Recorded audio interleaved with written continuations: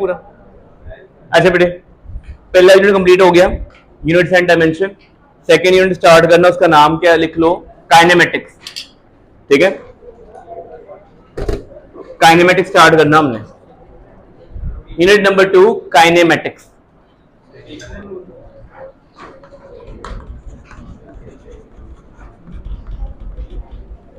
ठीक है बेटे, काइनेमेटिक्स में हम क्या क्या पढ़ेंगे पहले वो लिख लेते हैं। हमें इसमें मोशन इन वन डायमेंशन पढ़ना है, बॉडी स्ट्रेट लाइन में जा रही है। सेकंड पढ़ेंगे मोशन इन टू डायमेंशन। ठीक है, मोशन इन टू डायमेंशन में ही हमने इसमें वेक्टर पढ़ना है, प्रोजेक्टाइल मोशन पढ़ना है। ठीक है, और सर्कुलर मोशन पढ़ना है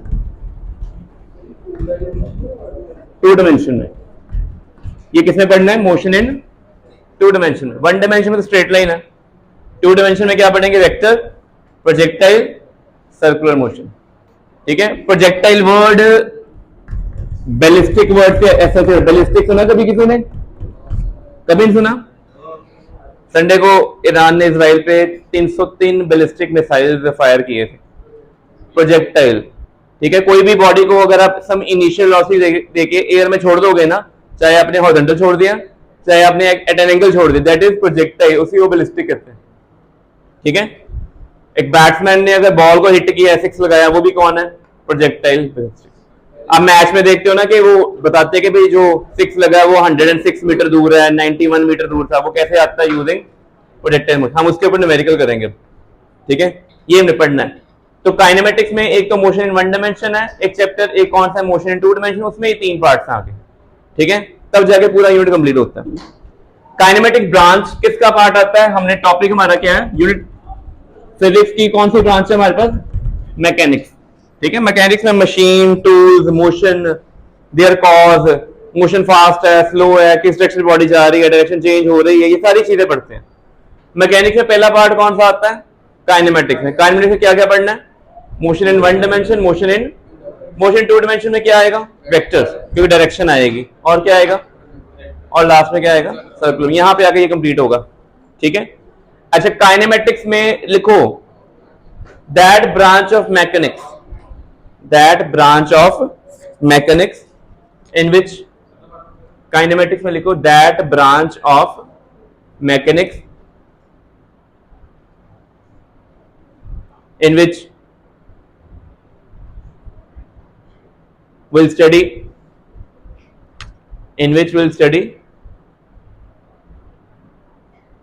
the nature of motion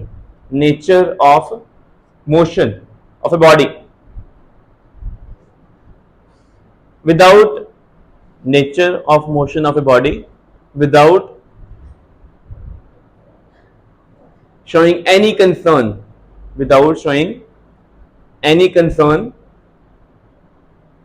to its cause, without showing any concern to its cause. Motion कौन करवा रहा है, क्या बॉडी अपने मूव करती है? अगर बॉडी को मूव करवाना है क्या अप्लाई करना पड़ता है, force, external force. External force kinematics का अगला यूनिट है, जो यूनिट नंबर 3 है, डायनेमिक्स, उसमें पढ़ना हमने।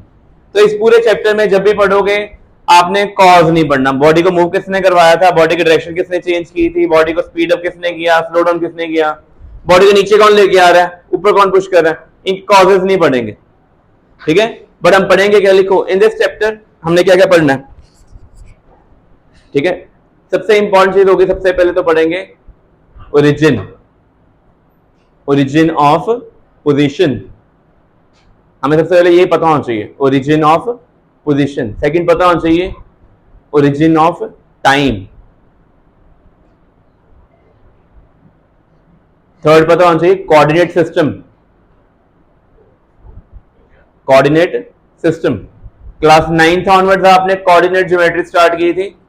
ठीक है, एब्सिसा, ऑर्डिनेट, कोऑर्डिनेट सारे पढ़े थे ना, 4 कोऑर्डिनेट पढ़े थे। वो कोऑर्डिनेट सिस्टम 2 डायमेंशन में था कि 3 डायमेंशन में था, 2 डायमेंशन। अभी भी शुरू 2 से ही करेंगे, 3 में बाद में करेंगे। ठीक है, आगे लिखो फ्रेम ऑफ रेफरेंस। क्या लिखना है, frame of reference.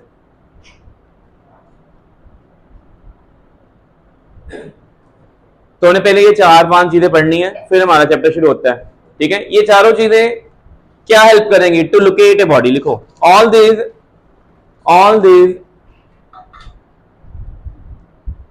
mentioned quantities, all these mentioned quantities help to track motion, motion हो रहा है कि नहीं हो रहा, कौन बताता है? ये सारी क्वांटिटीज बताएंगे। ठीक है, फॉर एग्जांपल पहले हेडिंग डालो कार्टेशियन कोऑर्डिनेट सिस्टम। सुना कभी ये वर्ड, कार्टेशियन कोऑर्डिनेट सिस्टम?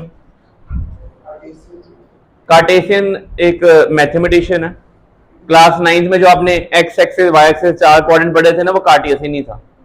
ठीक है, और इसमें लिखो इन दिस कोऑर्डिनेट सिस्टम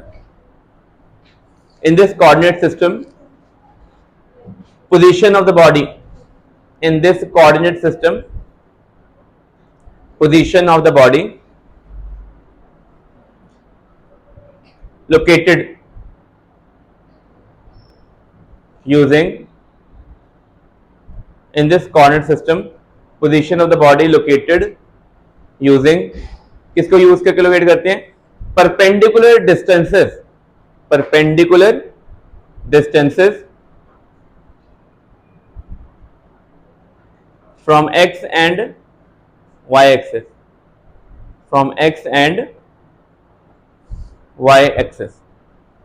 ठीक है, जैसे एग्जांपल है, ये होता है कोऑर्डिनेट सिस्टम, पॉजिटिव x, ये क्या होता है? माइनस x, ये y, ये माइनस y, ये होता है ओरिजिन। ये क्या चीज है? ओरिजिन। अच्छा, इसको क्या बोलेंगे? ओरिजिन ऑफ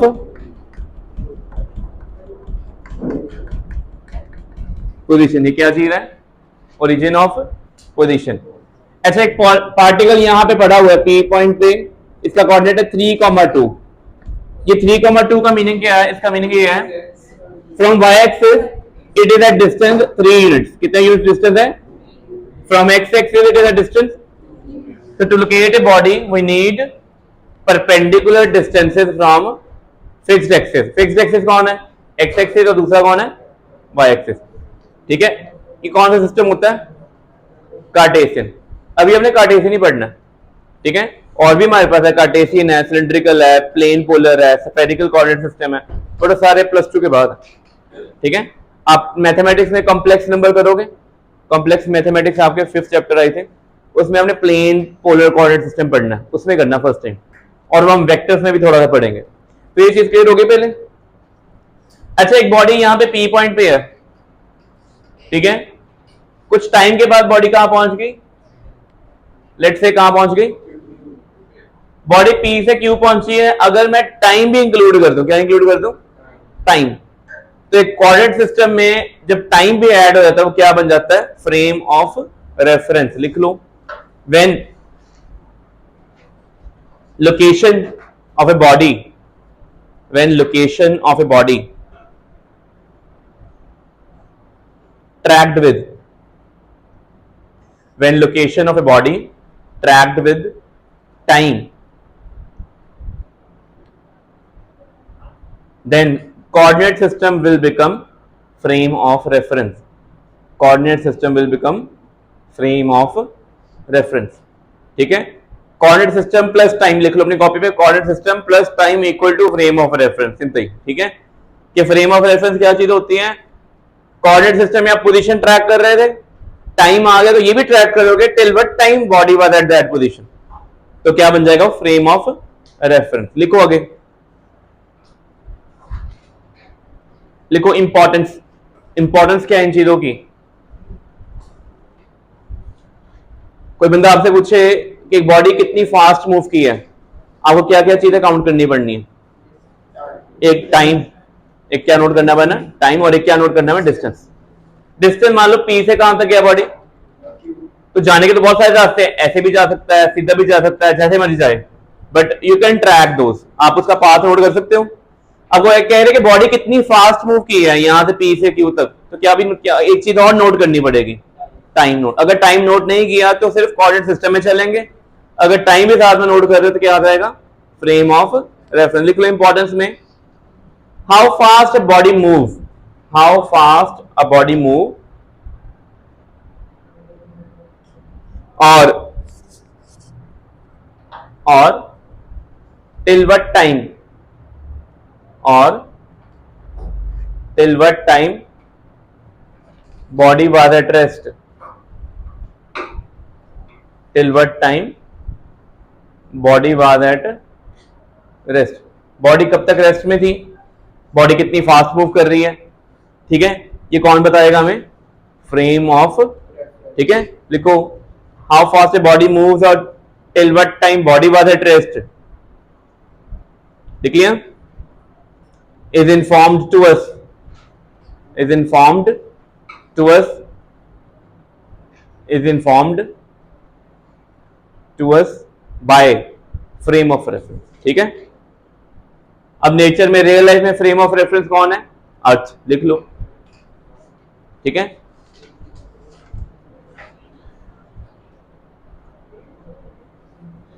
लिख लो, earth is inertial frame of reference, word आ गया inertial. Inertial frame of reference वो होता है, साइड पे लिख लो, जिसकी एक्सेलरेशन कितनी होती है, 0, जिसकी एक्सेलरेशन कितनी होती है, 0। एक्सेलरेशन, एक्सेलरेशन का मीनिंग क्या होता है, स्पीड में या वेलोसिटी में चेंज ना आए, ठीक है। क्या अभी हम अर्थ पे खड़े हैं, क्या हमें जर्क लग रहे हैं, जिस सिस्टम में जाके हमें जर्क लगने शुरू होंगे वो सिस्टम कौन है, नॉन इनर्शियल है, जिसमें जर्क नहीं लग रहे वो क्या है, इनर्शियल।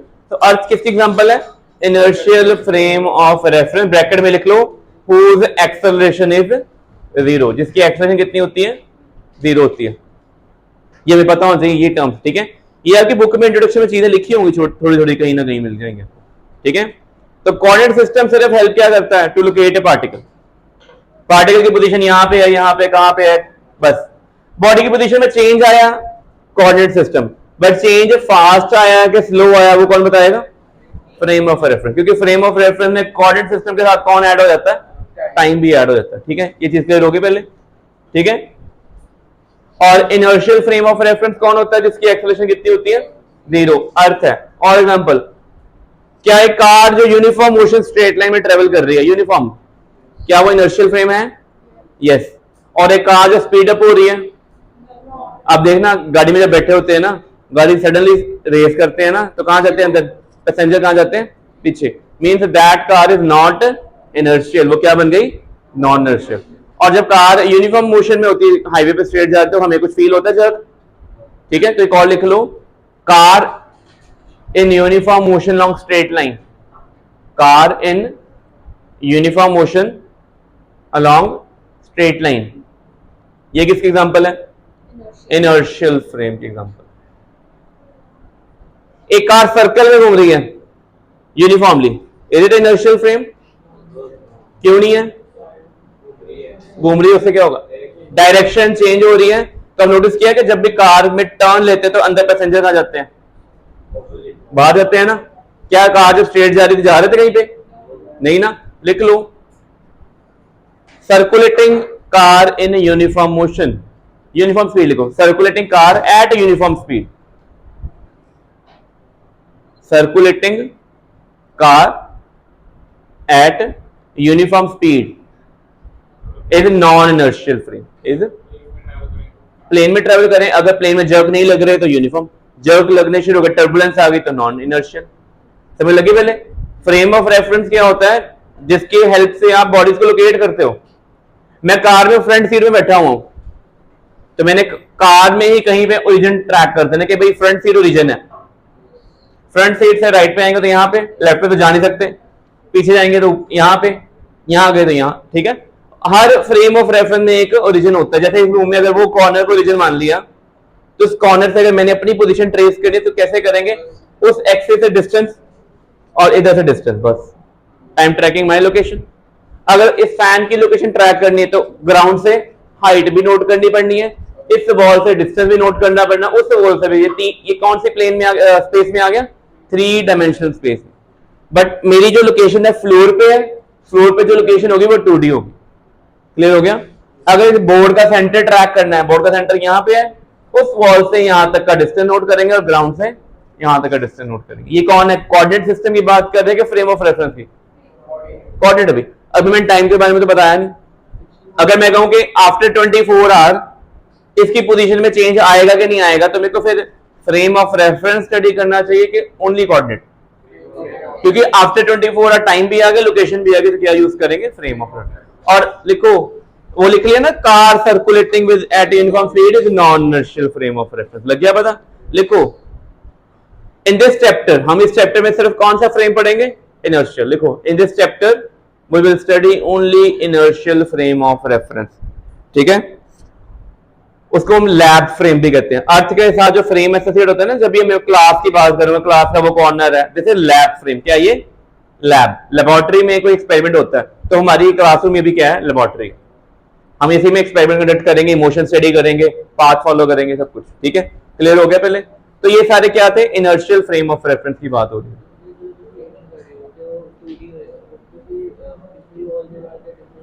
क्या बेटे, मैं अपनी लोकेशन ट्रैक कर रहा हूं फ्लोर पे, नॉट इन स्पेस। फ्लोर पे तो मेरी पैरों की पोजीशन ही ट्रैक होगी। अगर इस चौक की पोजीशन ट्रैक करनी है, क्या करना पड़ेगा?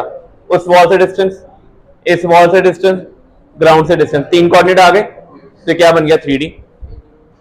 बेटे कोऑर्डिनेट वो है, ओरिजिन वहां से है, this is x axis, this is y axis, this is z axis. Reference उसको माना, अगर रेफरेंस आपने उस कॉर्नर को मान लिया तो वहां से डिस्टेंस शुरू हो जाएंगे। कॉर्नर एक ही होता है, ओरिजिन एक ही है। अब मान लो आपने ये लोकेशन यहां पे ट्रेस करनी थी, तो यहां से डिस्टेंस नोट किया ना, अगर ये पॉइंट यहां पे होता तो फिर डिस्टेंस इधर हो जाना था, ऐसे ही होना था ना। ठीक है बेटे, क्लियर हो गया पहले? बेटे ये प्लेन है, ये बोर्ड पे जेड एक्सिस ड्रॉ कर रहा मैं, करांगे तो मैंने रियल से एग्जांपल बताई है। बेटे origin, choice of origin is necessary. अगर आपने इस चौक की लोकेशन नोट करनी है, ओरिजिन कहां पे है? उस कॉर्नर पे है ना। वो अगर उस कॉर्नर पे है तो ये आपका कौन है? X axis. वो कौन है? और ये कौन है? तो आपने इधर से, उधर से और इधर से, ये नीचे से नोट करना बस। अगर आपका ओरिजिन वो कॉर्नर होता, ठीक है, तो वो वाली साइड कौन सी होती? X axis. वो सामने वाली कौन होती? वाई ऊपर होती। तो फिर आपने वहां से डिस्टेंस नोट करने थे, यहां से नोट करने थे। ठीक है, ओरिजिन की choice, it's up to you, कहां पे नोट करते हो।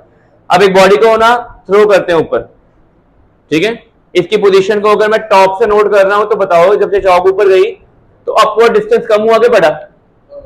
ऊपर से डिस्टेंस, ऊपर से डिस्टेंस कम हो रहा है, बट नीचे से। तो एग्जामिनर को पहले आपने न्यूमेरिकल जब भी सॉल्व करना है, आपने बताना कि आपका ओरिजिन क्या है, बॉटम के टॉप। ठीक है, सेम ही बॉडी है, इट इज गोइंग अपवर्ड, तो इसका डिस्टेंस ऊपर से क्या हो रहा है? कम हो रहा है, बट नीचे से क्या हो रहा है? ज्यादा हो रहा है। Choice of origin. बिना ओरिजिन की चॉइस के, बिना कोऑर्डिनेट सिस्टम के, बिना फ्रेम ऑफ रेफरेंस के, यू कैंट मेजर मोशन। ठीक है, क्लियर हो गया पहले? अब मोशन की डेफिनेशन बताओ क्या होगी? Body changes its position with respect to surroundings. क्या अभी मैं रेस्ट में हूं कि मोशन में हूं? According to whom? According to whole classroom, whole school, according to you, my position you are not changing, but according to any astronaut outside space, उसके according मैं अर्थ के साथ एसोसिएट हूं, और अर्थ सन के अराउंड क्या कर रहा है? रिवॉल्व करता है। तो मैं भी तो सन के अराउंड रिवॉल्व कर रहा हूं। तो कोई बॉडी एब्सोल्यूट रेस्ट में होगी कभी? परमानेंटली रेस्ट में हो? नो। लिख लो अपनी कॉपी पे, छोटी छोटी चीजें याद रखना। ये आपने 9th में किया हुआ है कि rest and motion are relative terms. Relative का मतलब क्या है? रिश्तेदार है एक दूसरे के, दे आर कंपेरेबल। फिजिक्स में रिलेटिव का मतलब क्या होता है? We are comparing them. बेटे उठ जा, इधर हो, उठ चल, लास्ट इधर बैठ, चल ਚੱਕ ਲਾ ਉਹਨੂੰ ਉੱਤੇ ਬਹਿ ਜਾ, ਤੇ ਉੱਥੇ ਬਹਿ ਜਾ, ਉਹਦੇ ਅਗਲੀ ਸੀਟ ਤੇ ਬਹਿ ਜਾ। ਜੇ ਤੇਰੇ ਲੱਕ ਮੂੰਹ ਨੂੰ ਵੱਲ ਪਿਆ ਹੋਇਆ ਨਾ, ਉੱਥੇ ਬੈਠ ਚੱਲ ਕੇ, ਬਦਤਮੀਜ਼, ਉੱਥੇ ਬੈਠ ਚੱਲ। Rest and motion are relative terms. काटे के दिन में बाहर कटने होने, सब चुप के बाहर फटने होने। Rest and motion are relative terms. Relative terms का मीनिंग लिखो, they depend upon, rest and motion are relative terms, they depend upon choice of observer, they depend upon choice of. बड़ा सिंपल एग्जांपल है, school van में हम बैठे हुए हैं, school van uniform motion straight line में जा रही है, सारे पैसेंजर रेस्ट में है, किसी को जर्क तो नहीं फील हो रहा, सभी एक दूसरे के रिस्पेक्ट में क्या है, बट एक पैसेंजर बाहर कहीं पे खड़ा, उसको क्या लगेगा, they are all in motion. ठीक है, ये क्लियर हो गया। पहले अगर आपने सिर्फ बॉडी की लोकेशन ट्रैक करनी है तो क्या यूज करोगे, अगर आपने ये भी नोट करना है कितने टाइम में पोजीशन चेंज हुई है, फ्रेम ऑफ रेफरेंस। हम कौन सा फ्रेम ऑफ रेफरेंस अभी यूज करेंगे, इनर्शियल। कौन सा करना है, इनर्शियल में जर्क्स नहीं लगते, नॉन इनर्शियल भी आएगा, आगे बढ़ेंगे, अभी नहीं। ठीक है, वो डायनामिक्स में करें। क्लियर हो गया पहले। अच्छा, अगर मोशन हो रहा है, बॉडी की पोजीशन चेंज हुई है, तो बॉडी ने क्या ट्रेवल किया, लिखो व्हेन पोजीशन चेंजेस, बॉडी क्या ट्रेवल करती है, डिस्टेंस और एंड डिस्प्लेसमेंट। लिख लो when position changes body travel, और कवर लिख लो। So let's say this point A, this is x1, 0, this is point B, x1, y1, ठीक है, एंड यहां पे कोई पॉइंट C है, x2, y2, 3 पॉइंट्स आ गए हैं। ठीक है बेटे, क्लियर हो गया। अब बताओ, बॉडी गई A to C गई है वाया B, चलो A to C गए किसके थ्रू, B के होते होते। क्लास 10th में डिस्टेंस फॉर्मूला सभी ने किया हुआ है, कोई डाउट, चलो अब करें। पहले बताओ, इस केस में A से C तक जाना गए कैसे, पहले कहां गए, फिर कहां गए, तो डिस्टेंस ट्रेवल कितना हुआ, कितना हो गया, AB प्लस, कोई बताए भाई डिस्टेंस कितना होगा, AB डिस्टेंस कितना आएगा, क्या फॉर्मूला था डिस्टेंस फॉर्मूला का, x1 माइनस x1 आएगा, और 0 माइनस प्लस दूसरा क्या आएगा, B to C, x2 minus plus, ये कौन आ गया, ये डिस्टेंस है, कौन सा डिस्टेंस है, A to C। अच्छा, A to C डिस्टेंस जब लिखना है, क्या ये straight line A to C के कर्व है, तो इसको हम लिख देंगे A to C, ABC लिख दो ऐसे, ABC। ये क्लियर हो गया। पहले यहाँ ABC भी ना लिखो, सिंपल डिस्टेंस ही वर्ड यूज करो, मिक्स हो जाएगा। ये डिस्टेंस आ गया। अब कोई बताए, डिस्टेंस होता है टोटल पाथ ट्रेवल, क्या होता है, अगर डिस्प्लेसमेंट निकालनी वो क्या चीज होती है, शॉर्टेस्ट होता है, कहां से कहां तक, इनिशियल पोजीशन से स्टार्टिंग पोजीशन कौन सी है, जाना कहां तक है, तो A से C तक जाना, दैट इज योर डिस्प्लेसमेंट। लिखो आगे, डिस्प्लेसमेंट क्या आएगी,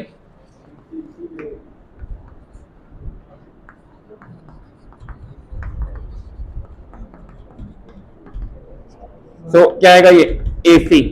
AC डिस्प्लेसमेंट कितनी आएगी बोलो, x1 माइनस और 0 माइनस, क्या दोनों डिस्टेंस और डिस्प्लेसमेंट सेम है, ठीक है, कौन ज्यादा, तो आपने एक चीज तो याद रखनी है कि डिस्टेंस जो होता है ना, ये ग्रेटर देन, क्या ऑलवेज ग्रेटर होता है, कभी इक्वल हो सकता है, कब, जो स्ट्रेट लाइन हो गए इक्वल टू डाल देंगे। ठीक है, ये आपने याद रखना है, एमसीक्यू आता होता है कि distance is always greater then और इक्वल टू डिस्प्लेस। अगर बॉडी जाती सीधी, अगर बॉडी जाती सीधी, अब आपने यहां से निकलना, डिस्पर्सल होना है, आपने यहां से जाना है, वहां से घूम के बाहर जाना है, अगर विंडो खुली होती तो यहां से जंप करके निकल जाते सीधे गेट पे, यहां से वहां तक गेट की क्या है, डिस्प्लेसमेंट, बट आप क्या ट्रेवल करते हो, डिस्टेंस। ठीक है, अगर चॉइस होगी यहां पे गेट लग जाएगा तो यहां से निकलेंगे ना स्ट्रेट। ठीक है, तो डिस्टेंस एंड डिस्प्लेसमेंट क्लियर हो गया, कोई डाउट इसमें। एयर ट्रेवल जो होता है उसकी चॉइस क्या होती है, ट्राई टू कवर डिस्टेंस और displacement. Air travel by air जाते हैं, इट हैज चॉइस टू के स्टार्ट करें यहां से और सीधा वहीं जाएं। हाँ, कई बार एयर ट्रैफिक रूट फॉलो नहीं होते, वो एक ही लोकेशन ऊपर चक्कर काटने पड़ते हैं, उनको सिग्नल नहीं मिलता, that is in that case they have to cover distance. Otherwise का एम क्या होता है, यहां से निकले हैं सीधा ही उधर ही लैंड हो सीधा, but train, car travel, it all distance. ठीक है, क्या डिस्टेंस कभी जीरो हो सकता है, क्या डिस्प्लेसमेंट कभी जीरो हो सकती है, यस। यहां पे आप बैठे हो, टाइम नोट कर लो अभी कितना है, लेट्स से 9:37 है अभी, अब यहां बैठे हो, कल मॉर्निंग से 9:37 आपने यहीं पे होना। इन 24 आवर्स आपकी पोजीशन में चेंज आया, आफ्टर 24 आवर आप यहीं पे हो, दोबारा फिर इसी जगह पे बैठोगे कल 9:30, लेट से सारे इसी जगह पे आ गए, तो वन डे आपने डिस्प्लेसमेंट कितनी ट्रेवल की टोटल, बट डिस्टेंस ट्रेवल 0 किया नहीं ना। अच्छा, बाइक में ऑडोमीटर होता है जो डिस्टेंस नोट करता है, क्या वो डिस्टेंस नोट कर रहा है कि डिस्प्लेसमेंट? आप यहां से घर गए, आए, वापस से घर गए, आपकी डिस्प्लेसमेंट तो 0, बट बाइक के ऑडोमीटर पे क्या होगा, किलोमीटर आएंगे, दैट इज डिस्टेंस। ठीक है, लग गया पता पहले डिस्टेंस और डिस्प्लेसमेंट क्या होता है? डिस्प्लेसमेंट भी कॉपी पे लिख लो, ये लिख लिया लाइन, पेपर में एमसीक्यू आता है, what is the ratio of distance to the displacement, what is the ratio of, लिखो question, ratio of distance to the displacement, distance की डिस्प्लेसमेंट के साथ क्या रेशियो होती है, ये बताइए, बताओ भी आंसर। इक्वल टू 1 लिखो, ऑप्शन लिख लो, पहली ऑप्शन है इक्वल टू 1, दूसरी ऑप्शन है less than equal to 1, third है greater than equal to 1,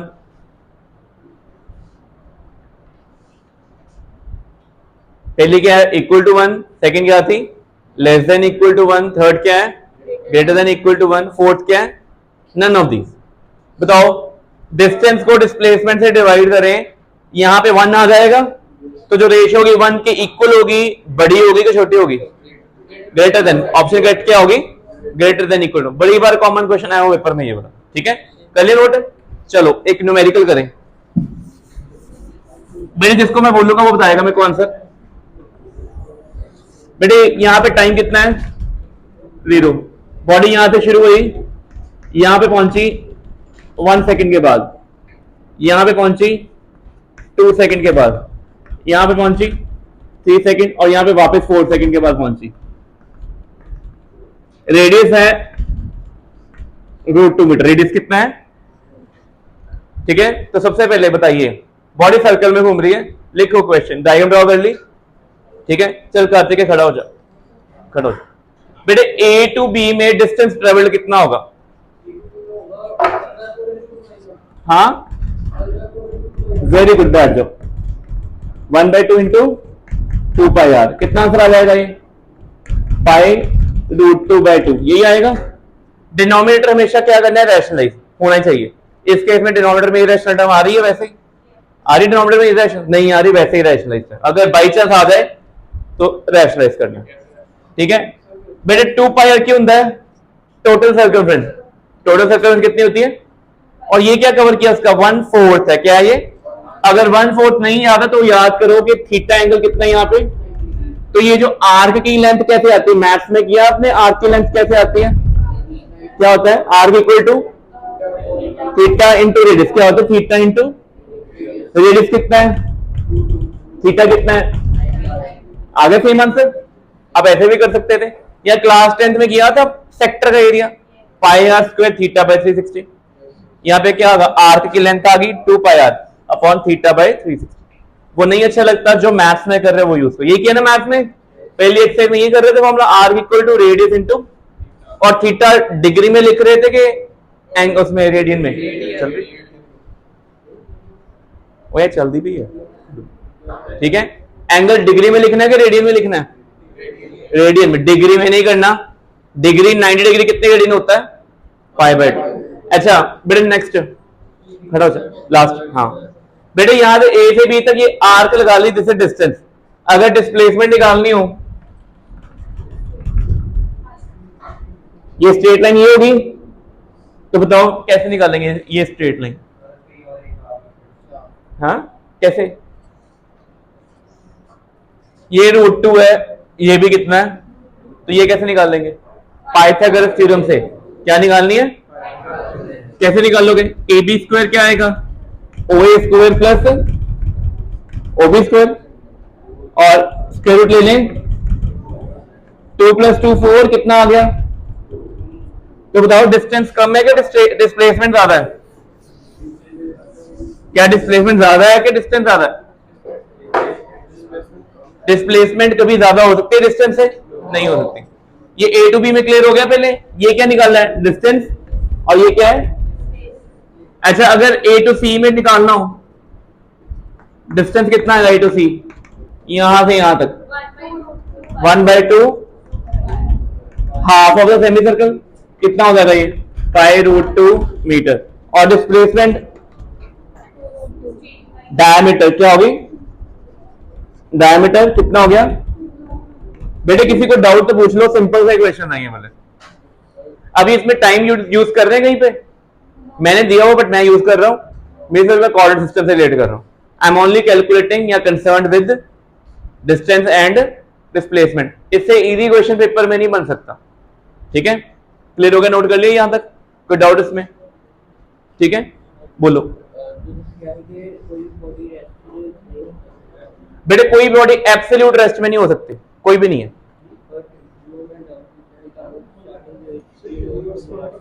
sun rest पे है तो फिर कौन रेस्ट पे है?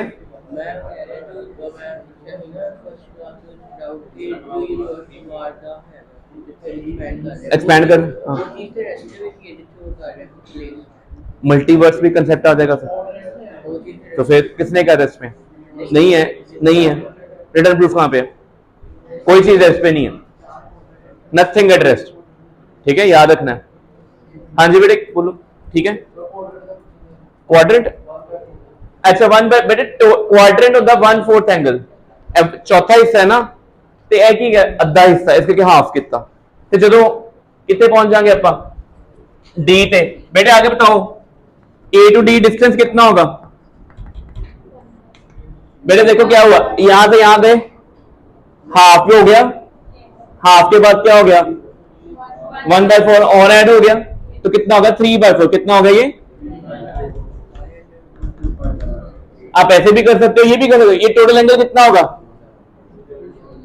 बट रेडियन में कितना होगा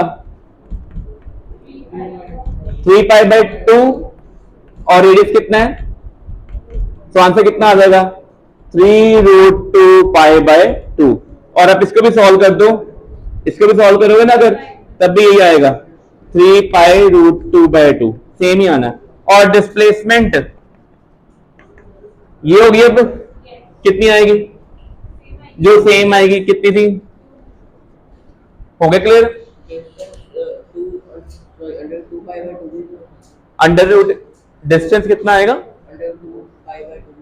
√2π डिस्टेंस क्यों होगा, क्यों? डिस्टेंस टोटल पाथ ट्रेवल्ड है।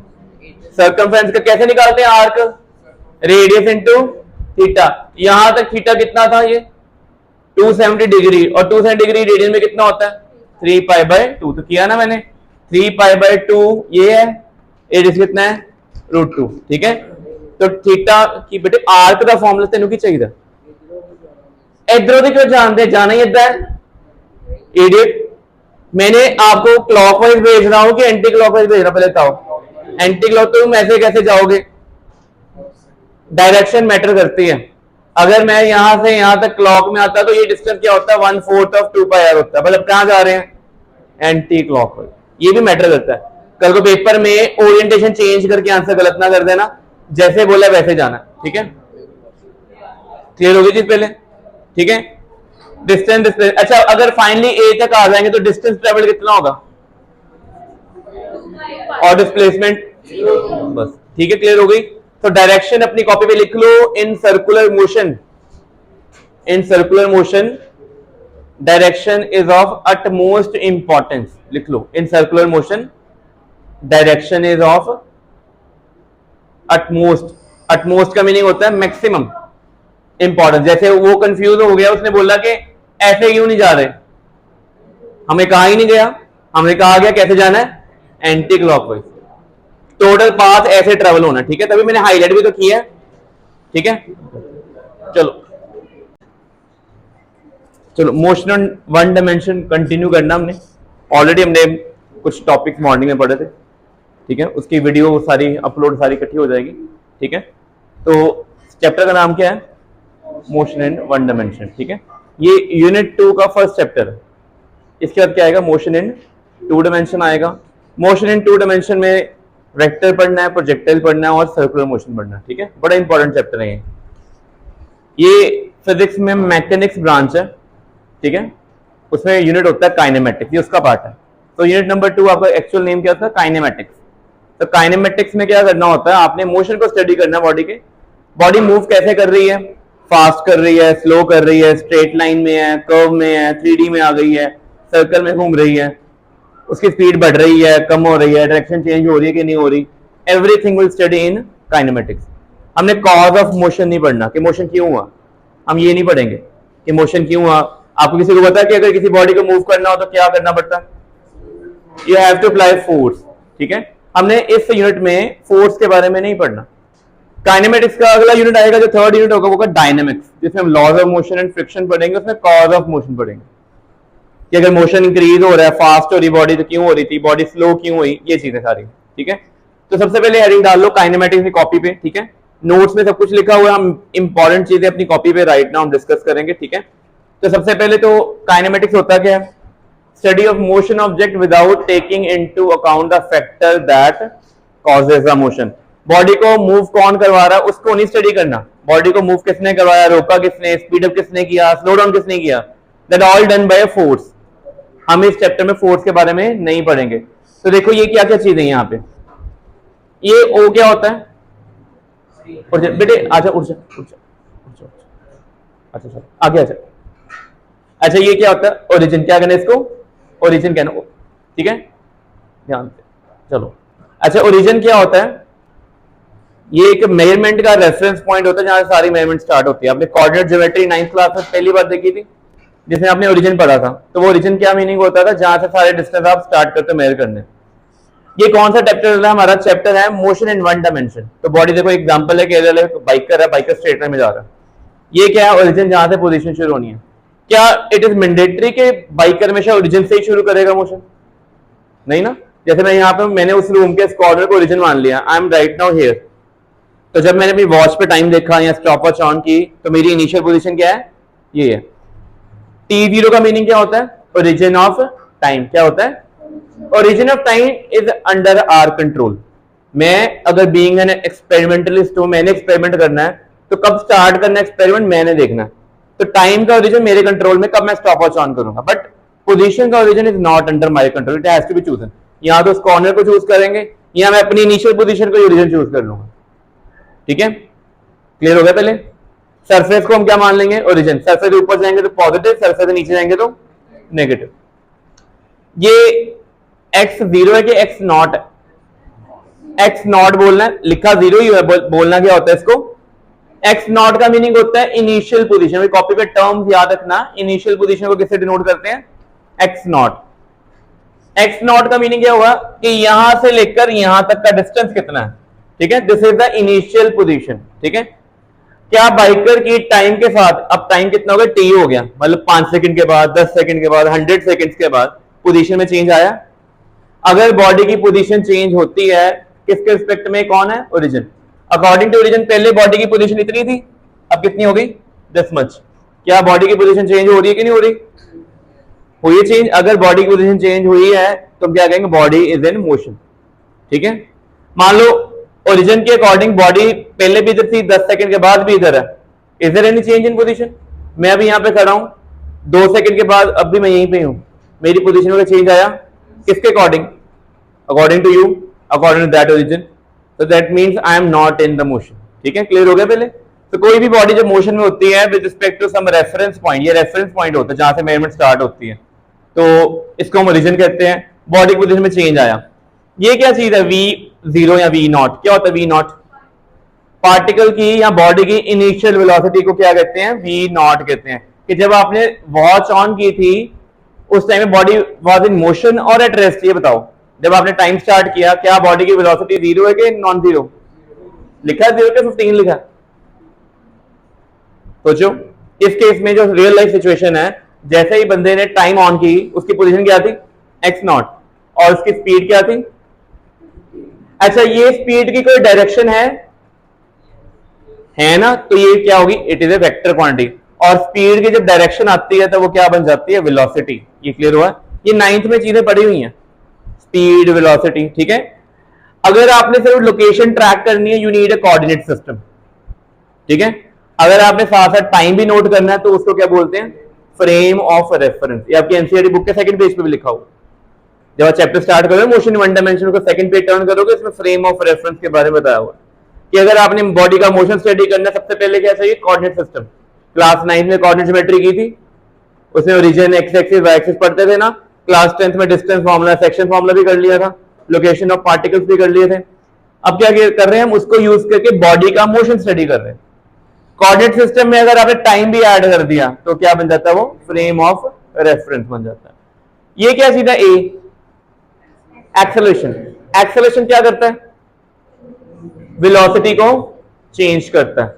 अच्छा बताओगे वेलोसिटी को चेंज कैसे कैसे किया जा सकता है, in how many ways you can. ये कंसेप्चुअल क्वेश्चन है, असर्शन रीजन में आता है ऊपर में।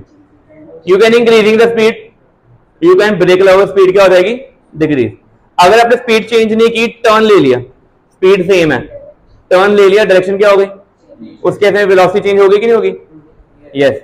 So velocity can be changed by increasing the speed, decreasing the speed or changing the direction. So there are three methods to change velocity, but there are only two methods to change speed, increase the speed और इसके अगर straight line में जा रहे हैं, speed भी 15 है, velocity भी क्या है 15।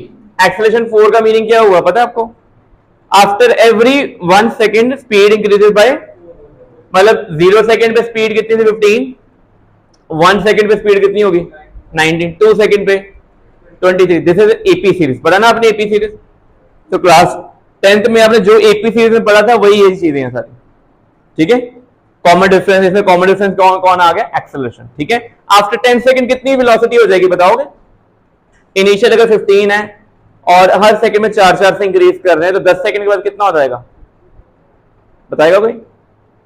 1 सेकंड में 4 हुई, 2 में 8 हुई, 3 में 12 सेकंड हुई, तो 10 सेकंड में 40 प्लस 15 कितना हो गया 55 मीटर पर सेकंड, ठीक है।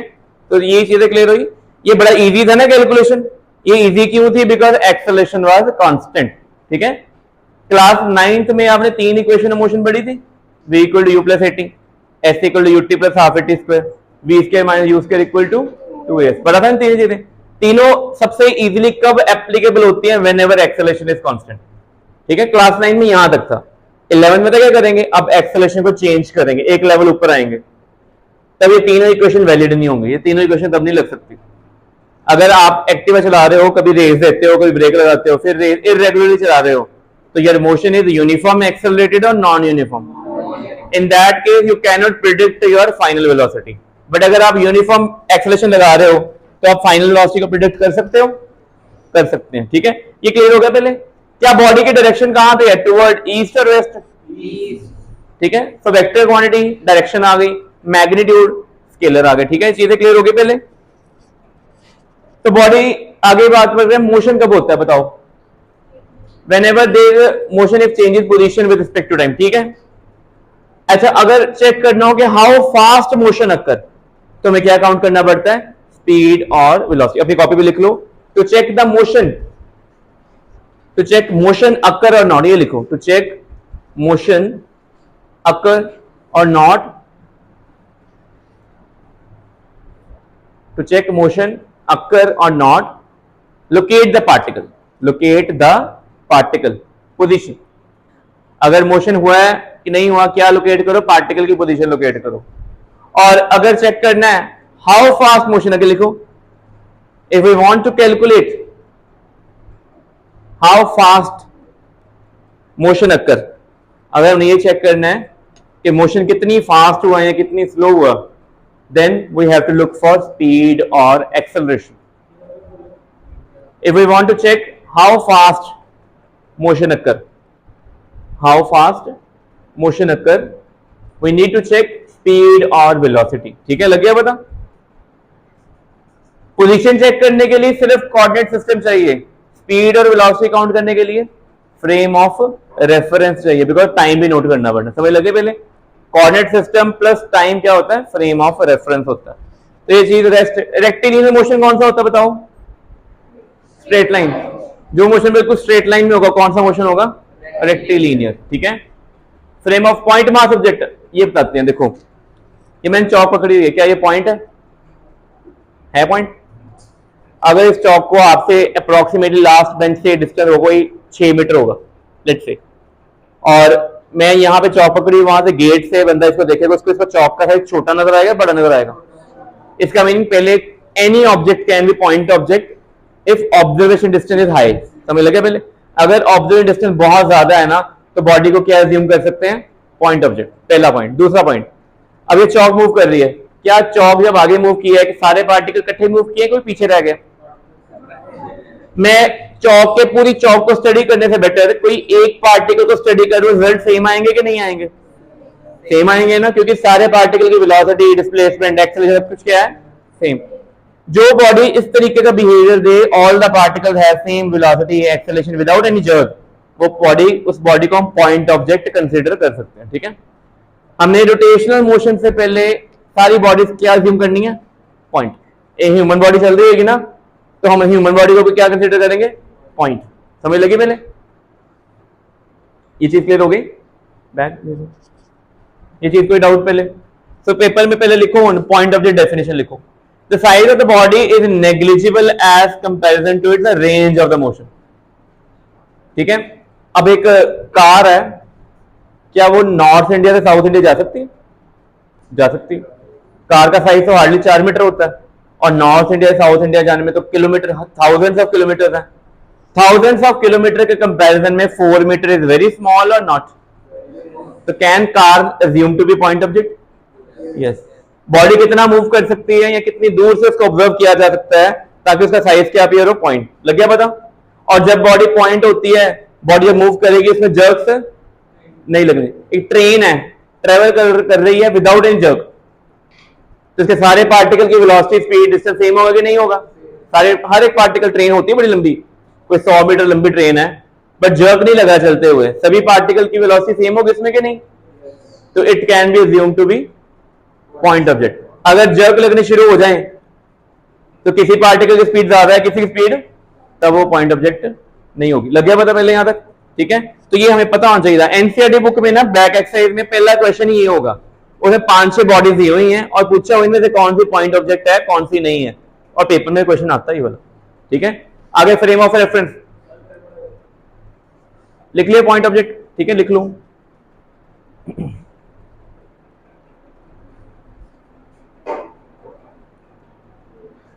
ठीक है बेटे, frame of reference, coordinate system नजर आ रहा है आपको? ये इसमें कितने एक्सेस है? इसमें 3 एक्सेस है ना, एक एक्स एक्सेस है, एक वाई, एक क्या है, जेड एक्सेस है।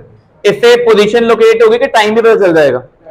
कहां टाइम, इसमें वॉच कहां पे लिखी, इससे क्या लोकेट होगी, पोजीशन। अगर इसमें कितने कोऑर्डिनेट्स हैं, एक्स वाई, जैसे मैं चौक यहां पकड़ी हुई है, उस कॉर्नर से डिस्टेंस वो रीजन है, तो डोर वाली वॉल से यहां तक का डिस्टेंस का एक्स एक्सिस का डिस्टेंस हो गया, ग्राउंड वाला ऊपर क्या हो गया, वाई, और ये वाला क्या हो गया, जेड। 3 लोकेशन आ गई।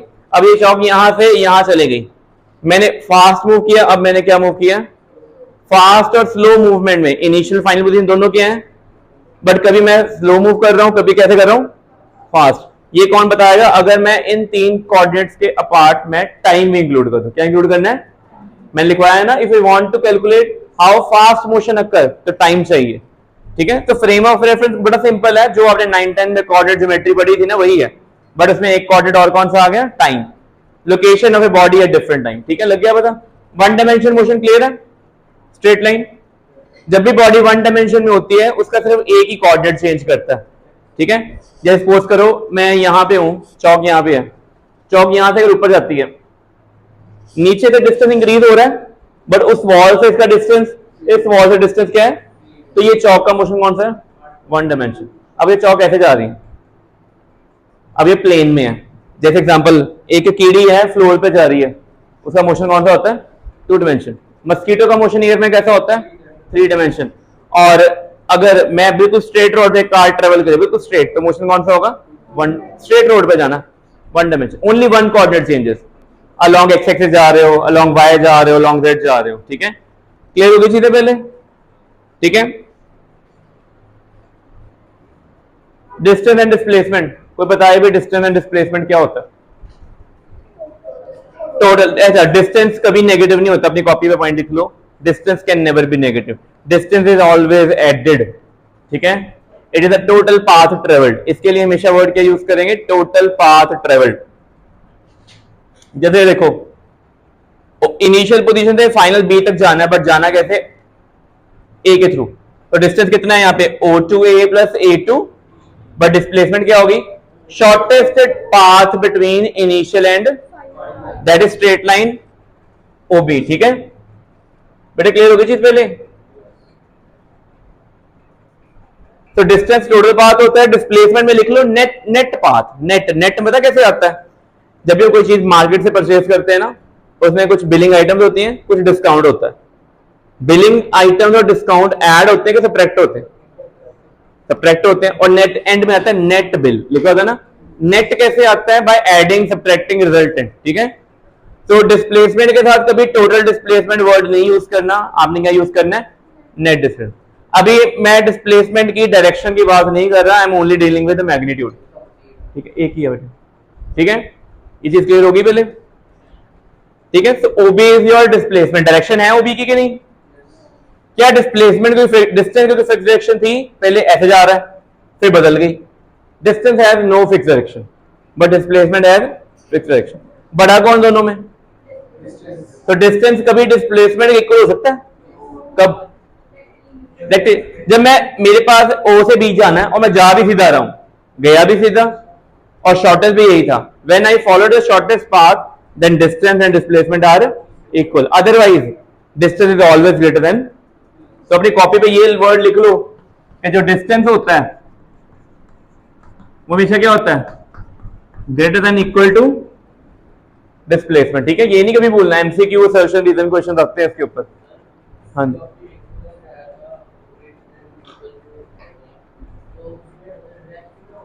बेटे ये देखो, इसका आंसर बताओ, डिस्टेंस ओवर डिस्प्लेसमेंट।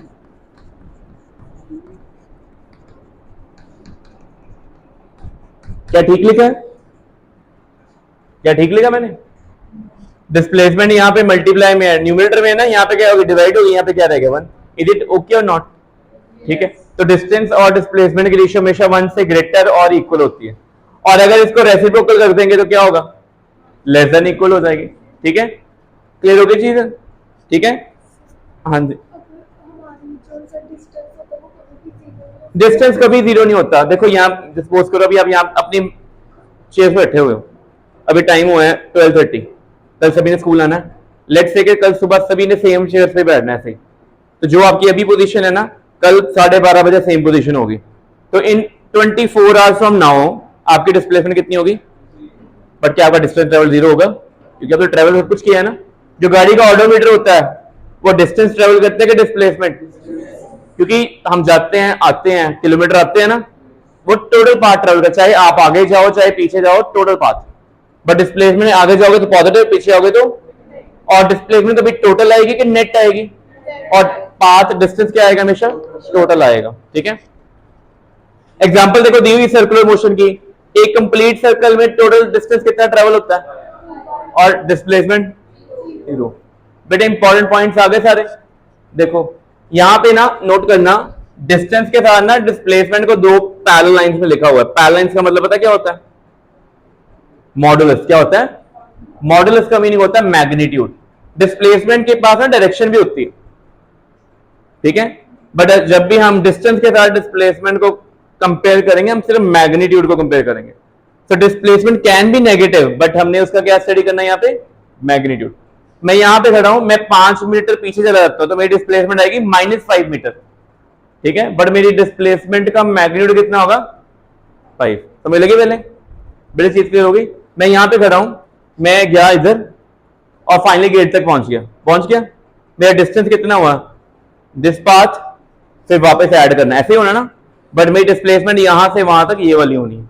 समझ लगी पहले, ठीक है। तो ये पॉइंट सारे याद रखना कि डिस्टेंस स्केलर है, डिस्प्लेसमेंट वेक्टर है, distance depend upon path while displacement does not depend upon the path.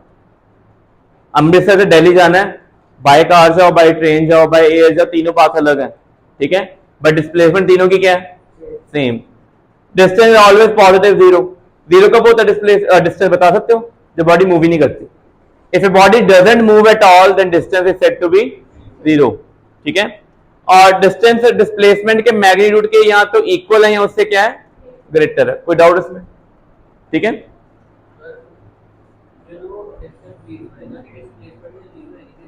बेटे डिस्टेंस जीरो अगर हो गया तो बॉडी मूव नहीं की, तो डिस्प्लेसमेंट ऑटोमेटिकली जीरो। याद रखना, अपनी कॉपी पे लिख लो, if distance is zero then displacement must be zero at that time because body doesn't move at all.